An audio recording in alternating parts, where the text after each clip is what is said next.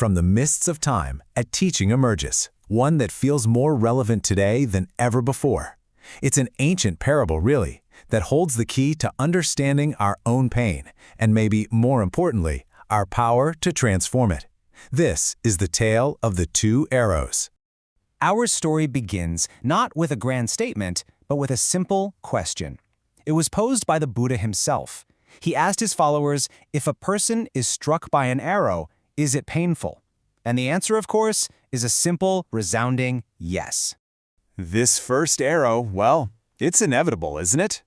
It is the sharp sting of life itself, the physical pain of an injury, the deep grief of losing someone you love, the frustration of a plan that just falls apart. It's the wound that life, in all its unpredictability, inflicts upon every single one of us. Okay, wait, a second arrow? Sage, this is where the story really takes a turn, isn't it? The Buddha then asks his students, so what if that same person is struck by a second arrow? Is it not even more painful? Precisely.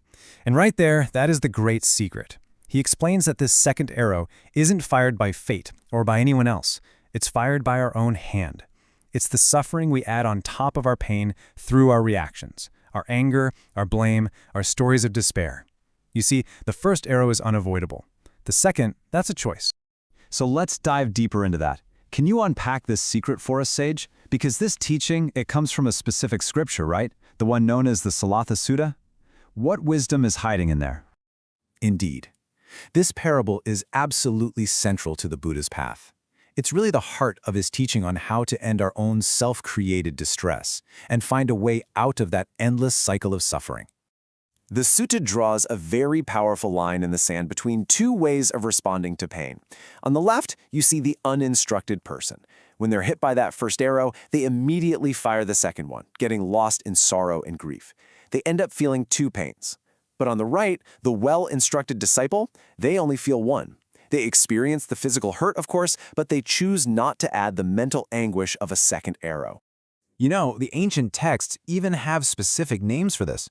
That first arrow, that raw, physical sensation, like a sprained ankle or a headache, is called kayika vedana. It's simply the body's alarm bell, its message that something is wrong. And the second arrow is known as cetasika vedana. This is the poison we add to our own wound.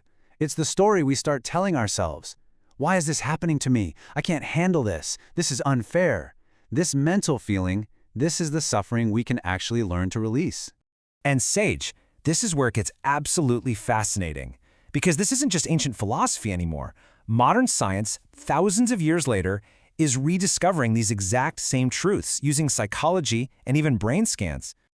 Just look at this. It's incredible. What the Buddha called cetasika vedana, modern acceptance and commitment therapy or ACT calls dirty pain. It's the exact same idea, the extra layer of suffering we heap on ourselves. The unavoidable first arrow, by the way, they call clean pain. And this dirty pain shows up in ways we all recognize, right? It's that endless loop of who to blame. It's getting stuck in those why me stories. It's lashing out at people around you, or even just judging yourself for feeling bad in the first place.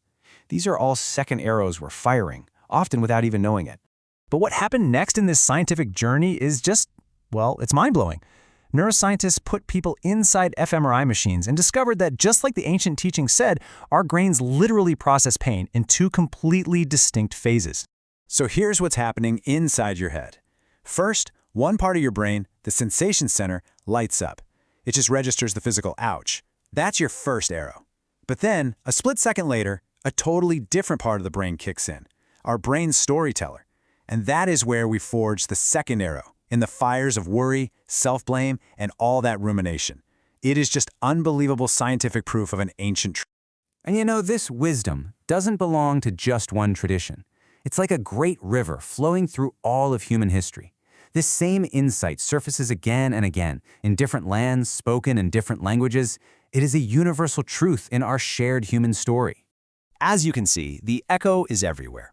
In Stoicism, for instance, the first arrow is an involuntary impression, something that just happens. But the second arrow is our choice to agree with a negative judgment about it. Exactly. And in Taoism, the first arrow is just the natural ebb and flow of life, while the second arrow is our own resistance to that flow. The names are different, but the core teaching, it's universal. And this timeless piece of wisdom from the Jewish tradition of Pirkei Avot, it really speaks to the antidote, doesn't it? Instead of launching that second arrow of self-blame, we're asked to stand for ourselves with kindness and compassion. This whole story is so incredibly powerful, Sage, but it all leads to the most important question, right? How do we actually apply this? How can we forge this inner shield and stop firing that second arrow when we're in the heat of the moment? It is a practice, a sacred discipline with 4 steps. First, you just acknowledge the first arrow, the pain, without judging it. This is sadness. Second, you recognize the story as it starts to form. You catch that second arrow in your hand. Third, and this is so important, you practice self-compassion. You speak to yourself as you would a dear friend. And finally, from that calmer space, you can choose to respond with wisdom instead of just reacting. You know, modern psychology has basically boiled this entire ancient teaching down to one simple but profound equation. Since pain in life is a given, we can't make that number 0, the only way to reduce our suffering is to reduce our resistance to it. The moment we stop fighting the first arrow, the suffering begins to dissolve. And so, we arrive at the question that this entire chronicle has been leading to, a question for each of us, for you, right here in this very moment. Are you ready to let go of the bow? Are you ready to drop the second arrow? Remember this. This is the ultimate takeaway from our journey today.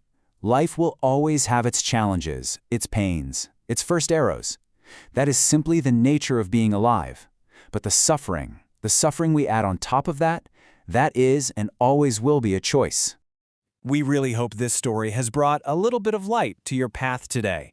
If you found it valuable, please do like, share, and subscribe to Sacred Vantage Bliss to continue exploring these timeless truths with us.